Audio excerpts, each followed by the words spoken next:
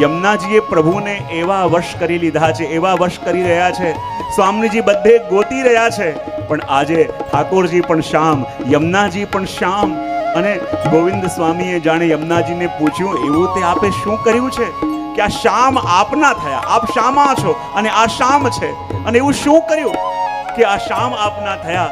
કોઈ સુંદર કહ્યું છે કે શ્યામ ભઈ પર શ્યામ ન આએ, શ્યામ બિના ક્यों શ્યામ સુહાય. श्याम भई पर श्याम न आए, श्याम बिना क्यों श्याम सुहाए. व्याकुल मन हर श्याम से पूछे, श्याम बता क्यों श्याम न आए. व्याकुल मन हर श्याम से पूछे, श्याम बता क्यों श्याम न आए. श्याम ने श्याम का राज बताया, श्याम ने श्याम का राज बताया. श्याम ने क्यों कर श्याम को पाया, श्याम ने श्याम के रंग में रंग कर अपने आप को श्याम बनाया.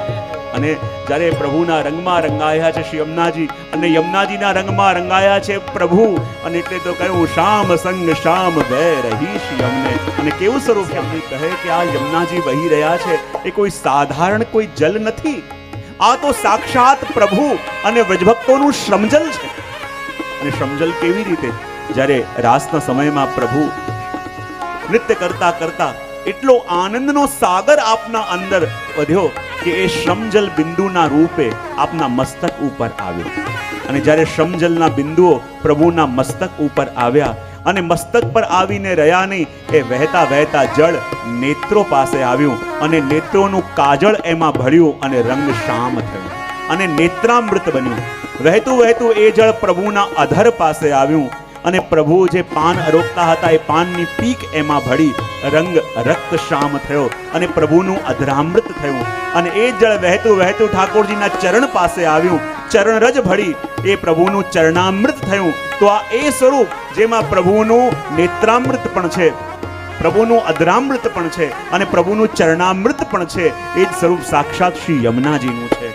અને એટલે તો કહ્યું આ યમુનાજી કોણ છે? વર્ણન કરતા જ્યારે ગોકુલનાથજી બાલકૃષ્ણલાલજી પ્રયત્ન કરે છે કે ગોવિંદ સ્વામીને એકવાર બોલીએ તો ખરા, અને એમ વિચાર કરીને જ્યારે પાસે લઈ ગયા, અને ગોવિંદ સ્વામી એવા ભાગ્યા કે આ તો સાક્ષાત ભગવત સ્વરૂપા છે, અને ભગવત સ્વરૂપાને તો કોઈ ઉત્તમ વસ્તુ સમર્પિત કરાય. આ મલિન દેહ શ્રી યમુનાજીના જલમાં કેમ કરીને બોળાય? આ હાડ માસનો દેહ આમાં કેમ બોળાય? આ તો પ્રેમનો વહેતો પ્રવાહ છે. અને એ વખતે યમુનાજી અલૌકિક સ્વરૂપે દર્શન પણ ત્યાં આપ્યા. અને ગોવિંદ સ્વામીની એટલી બધી દ્રઢતા શ્રી યમુનાજીના સ્વરૂપની અંદર, શ્રી યમુનાજીના સ્વરૂપમાં કે આ તો પ્રગટ પ્રભુ છે, આ તો સાક્ષાત ભગવત સ્વરૂપા છે, તેમાં આપણા પગનો સ્પર્શ કેમ કરીને થાય? અને એટલા માટે ધીમે ધીમે સમય વ્યતીત થવા લાગ્યો. એકવાર ગોવિંદ સ્વામી બેઠા હતા, અને શ્રી ગુસાઈજી વેણુ ગીતનો અર્થ કરીને સંભળાવતા હતા. અને વેણુ ગીતની ઉપર જ્યારે વ્યાખ્યા કરતા હતા, ગોવિંદ સ્વામી સાંભળે છે, શ્રવણ કરે છે. બહુ વાર સુધી વ્યાખ્યા શ્રી ગુસાઈજી કરતા રહ્યા, અને ઘણી વાર સુધી જ્યારે વ્યાખ્યા કરતા રહ્યા, ગોવિંદ સ્વામી સાંભળ્યું તો ખરા, પણ એમને લાગ્યું કે જાણે સમજી શકતા નથી યા સમજવા માંગતા નથી. ને જ્યાં ઘણા સમય સુધી વ્યાખ્યા કરી, અને હવે ગુસાઈજી કહ્યું કે હવે તમે વિશ્રામ કરવા જાઓ, ખૂબ રાત્રિ થઈ ગઈ છે, હું પણ આરામ કરવા જાઉં છું. અને ત્યારે ગોવિંદ સ્વામી આવ્યા નીચે. ત્યાં ગોકુલનાથજી બાલકૃષ્ણલાલજી બધા રમતા હતા, તો રમતા રમતા આવ્યા ગોવિંદ સ્વામી પાસે. અને ગોવિંદ સ્વામી પાસે આવ્યા અને કહ્યું કે આજે શું ચર્ચા થઈ? ત્યારે ગોવિંદ સ્વામી કહે કે શ્રી ગુસાઈજી આજે વેણુ ગીતની વ્યાખ્યા કરી. બોલે વેણુ ગીતની વ્યાખ્યા કરી? બોલે હા. શું કહ્યું એ તો બતાવ. ત્યારે ગોવિંદ સ્વામીએ કહ્યું કે હવે જેની કથા હતી એ પોતે પોતાના મુખે કહેતા હતા, તો એનો પાર કેમ પમાય? જેની લીલા છે એ પોતાના મુખે કહે છે, તો કેમ પાર પમાય? ત્યારે ગોકુલનાથજી એક વસ્તુ સમજી ગયા, અને વેણુ ગીતનો અર્થ જ્યારે શ્રી ગુસાઈજીએ કર્યો ત્યારે ગોવિંદ સ્વામીને એટલો સ્પષ્ટ ન થયો, પણ જ્યારે ગોકુલનાથજીએ વેણુ ગીતનો અર્થ બતાવ્યો ને, ત્યારે ગોવિંદ સ્વામીને બહુ સ્પષ્ટ થયો. બોલે કેમ?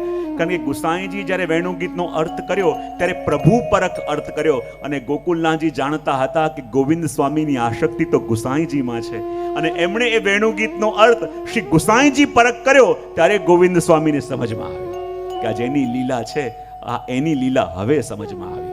કારણ કે એવી આસક્તિ શ્રી ગુસાઈજીના સ્વરૂપની અંદર હતી. અને એકવાર શ્રીનાથજી ગોવિંદ સ્વામીના સખા છે અને રોજ એની સાથે ખેલતા. હવે એકવાર જ્યારે ગોવિંદ સ્વામી અને શ્રીનાથજી બાવા અપ્સરા કુંડ પાસે ખેલી રહ્યા હતા, અને જ્યારે અપ્સરા કુંડ પાસે ખેલી રહ્યા હતા અને ખેલવામાં થોડું મોડું થયું ને જ્યારે બંને પાછા આવ્યા તો શું જોયું? મંદિરમાં રાજભોગ થઈ ચૂક્યા હતા. અને મંદિરમાં રાજભોગ થઈ ચૂક્યા હતા જ્યારે ગોવિંદ સ્વામીએ સાંભળ્યું અને એવા ગુસ્સામાં આવી ગયા. બધા મંદિરના સેવકોને કહેવા લાગ્યા, અરે શ્રીનાથજી તો મારી સાથે અપ્સરા કુંડમાં ખેલતા હતા, અને જ્યારે અપ્સરા કુંડમાં ખેલતા હતા તો તમે અહીંયા રાજભોગ અરોગાવ્યો કોને? અહીંયા રાજભોગ અરોગ્યો કોને? હમણાં પાછી બધી સામગ્રી સિદ્ધ કરો અને ઠાકોરજીને ફરી રાજભોગ કરો. બધા કહેવા લાગે, અરે ગોવિંદ સ્વામીને એટલી તો ખબર હોવી જોઈએ ને કે પ્રભુના તો અનંત સ્વરૂપ છે. જે સ્વરૂપ અહીંયા બિરાજતું હતું, એક સ્વરૂપ ત્યાં બિરાજતું હતું, તો પણ ગોવિંદ સ્વામીએ આવી ભૂલ કેમ કરી? અને એ વખતે ગોવિંદ સ્વામીનો પણ પ્રભાવ એવો કે એમની વાત જલ્દી કોઈ ટાળી ન શકે. અને ગોવિંદ સ્વામીએ આવીને જ્યારે આવા કડક શબ્દોમાં કહ્યું ત્યારે બધી રાજભોગની સામગ્રી ફરી સિદ્ધ કરવામાં આવી. ફરી પ્રભુને રાજભોગ આવ્યો, અને રાજભોગ આવ્યા પછી બધા ગુસાઈજીને ફરિયાદ કરવા માટે આવ્યા કે જો આ ગોવિંદ સ્વામીએ તો આજે હદ કરી. બોલે કેમ? ઠાકોરજીને રાજભોગ અહીંયા આવી ચૂક્યા હતા અને પોતે વનમાંથી આવ્યા અને એમ કહે છે કે ઠાકોરજી તો મારી સાથે ખેલતા હતા, તો પછી અહીંયા રાજભોગ આવ્યો કોને? જ્યારે પ્રભુ અહીંયા હતા જ નહીં તો પછી રાજભોગ તમે ધર્યો કોને? ફરી પાછો રાજભોગ ધરો. તો ગોવિંદ સ્વામીને એટલી તો ખબર હોવી જોઈએ ને કે પ્રભુ એક સમયે જ અનંત સ્વરૂપ ધારણ કરી શકે છે કે નહીં. જ્યારે પ્રભુએ રાસ કર્યો તો રાસના સમયમાં જેટલા વ્રજભક્તો હતા તો એમને અનુરૂપ પ્રભુએ સ્વરૂપ ધારણ કર્યા હતા કે નહીં? હા કે ના તો પાડો. જેટલા સ્વરૂપો હતા એટલા સ્વરૂપો પ્રભુએ ધારણ કરીને બધાના મનોરથ પૂરા કર્યા હતા. તો જે એક સ્વરૂપે ગોવિંદ સ્વામીની સાથે હતા તો એક સ્વરૂપ ધારણ કરીને એમણે અહીંયા રાજભોગ અરોગ્યો હોય કે ન હોય? ને જ્યારે રાજભોગ અરોગ્યો હોય તો પછી ગોવિંદ સ્વામી ફરી રાજભોગ કેમ અરોગાવ્યો? શ્રી ગુસાઈજી કહે, જો ગોવિંદ સ્વામી કઈ કહે ને એમાં સંશય ક્યારે કરવો નહીં. વૈષ્ણવ કહે, કૃપાનાથ આપ કહેશો તો માની લેશું, પણ આ મનને કેમ સમજાવીએ? મન તો કહે છે કે પ્રભુના અનંત સ્વરૂપો છે, અને એક સ્વરૂપે ગોવિંદ સ્વામી સાથે રમતા હતા તો એક સ્વરૂપે અહીંયા રાજભોગ અરોગ્યા હતા, તો પછી ફરી રાજભોગ કેમ અરોગાયો? ત્યારે ગુસાઈજી કહે કે તમારી વાત સાચી, પ્રભુના અનેક સ્વરૂપો છે અને રાસમાં જેટલા વ્રજભક્તો હતા એટલા સ્વરૂપ પ્રભુએ ધારણ કરી એમના મનોરથ પૂરા કર્યા હતા. તો જ્યારે એક સ્વરૂપ ગોવિંદ સ્વામીની સાથે ખેલતું હતું તો એક સ્વરૂપે અહીંયા રાજભોગ અરોગી શકે, એ વાત તમારી સાચી, પણ જે સ્વરૂપ ગોવિંદ સ્વામીની સાથે રમતું હતું એ રાજભોગથી વંચિત રહી ગયું કે નહીં? બોલે હા કૃપાનાથ, એ તો રહી ગયું. તો જ્યારે એ સ્વરૂપ પાછું પધાર્યું ત્યારે ગોવિંદ સ્વામી આગ્રહ કરીને ફરી એ સ્વરૂપને રાજભોગ અરોગાયો. માટે ભગવદીઓ જ્યારે કંઈક કહે કે કંઈક કહે તો એમની લીલામાં ક્યારે પણ સંશય નહીં કરવાનો. એમની લીલામાં ક્યારે પણ મનમાં એ ભાવ નહીં લાવવાનો કે કેમ આ કર્યું છે.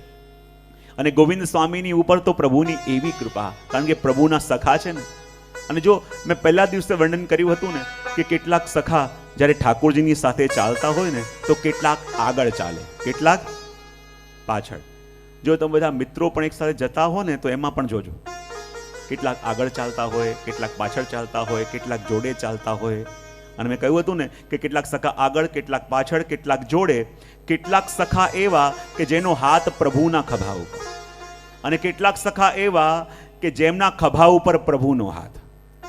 અને ખભા ઉપર પ્રભુનો હાથ તો પણ પ્રકાર છે, કેટલોક હાથ ખભા ઉપર, અને કેટલાક સખા એવા જેનો હાથ, જેના ઉપર જ્યારે પ્રભુ હાથ પધરાવે તો પ્રભુનો હાથ એના હૃદય પાસે આવે. તો એ સખા કયા? કે જે પ્રભુના અંતરનું જાણે છે અને પ્રભુ એમના અંતરનું જાણે છે. તો આ ગોવિંદ સ્વામી કયા સખા છે?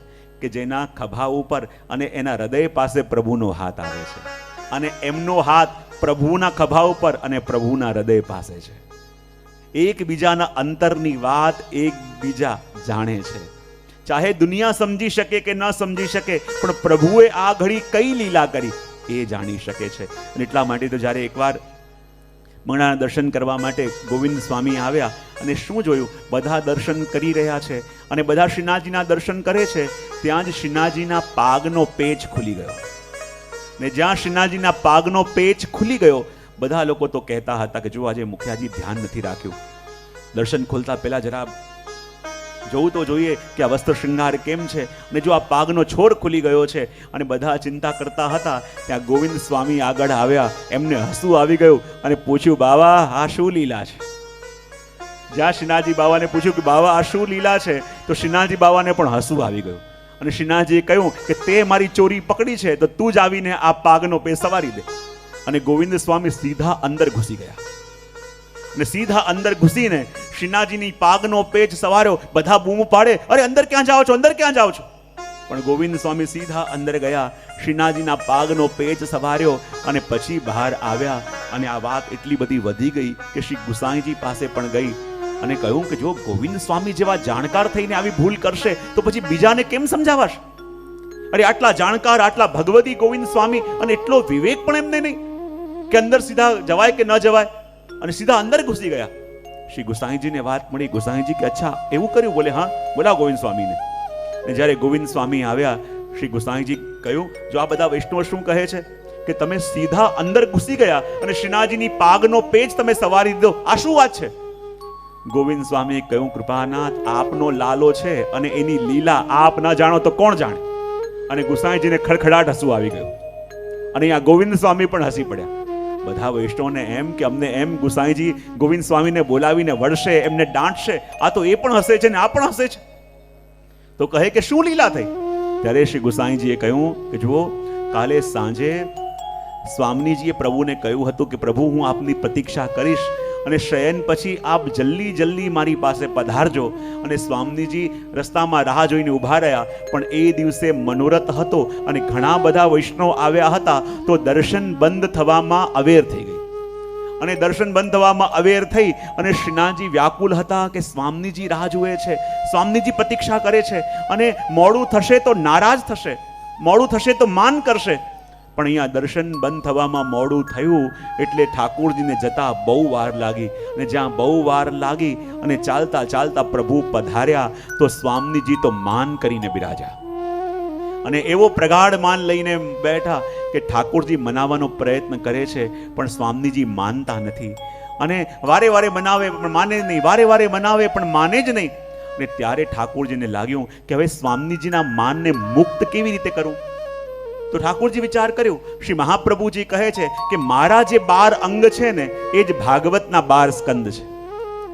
હવે મારું જે મસ્તક છે એ શું છે? બોલે ભાગવતનું 11મું સ્કંદ એટલે કે મુક્તિ લીલા. એવું છે. અને મારે કરવું શું છે? સ્વામીજીના માનને મુક્ત કરવું છે. અને માનને મુક્ત કરવું છે તો શેનાથી માન મુક્ત થશે? બોલે મારા મસ્તકથી, એટલે કે આ મુક્તિ લીલાથી. તો હવે સ્વામીજીને મનાવા છે તો એક જ ઉપાય દેખાય છે. સ્વામીજી રૂઠીને ચોતરા ઉપર બિરાજે છે તો ઠાકોરજી એમના ચરણોમાં બિરાજ્યા અને પોતાના બંને શ્રીહસ્ત રાધાજીના ચરણો પર પધરાવ્યા. અને ચરણો પર પધરાવી રાધાજીનું માન મુક્ત કરવા માટે પોતાનું શ્રી મસ્તક રાધાજીના ચરણોમાં ઝુકાયું. અને જ્યાં ચરણોમાં ઝુકાયું તો કેટલાક ભગવદીઓએ આ દર્શન કર્યા અને વર્ણન કરે છે.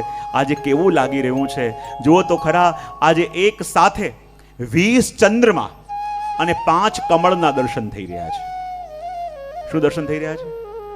20 ચંદ્રમા અને 5 કમળ. બોલે 20 ચંદ્રમા 5 કમળ. અને કહ્યું કે 2 જળચરના પણ. જળચર એટલે જળમાં રહેવા વાળા જીવ. બોલે અચ્છા, બીજું શું? બોલે બીજું મોરના પણ દર્શન થાય છે ને સૂર્યના પણ થાય છે.